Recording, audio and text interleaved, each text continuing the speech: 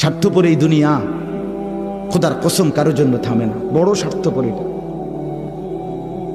আগের গাড়ির 3 জন প্যাসেঞ্জারও যদি রক্তে ভাইসা যায়, মইরাও যায়, পিছনে জ্যাম বাজলে এরা শুনতেছে যে সামনের গাড়ি অ্যাক্সিডেন্ট করে 2জন লোক মরে গেছে, এরা এরপরও চিল্লা যে পুলিশ কই, রাস্তা ক্লিয়ার করে নাকা, মূল্যে মরছে না মূল্যটি সরাও।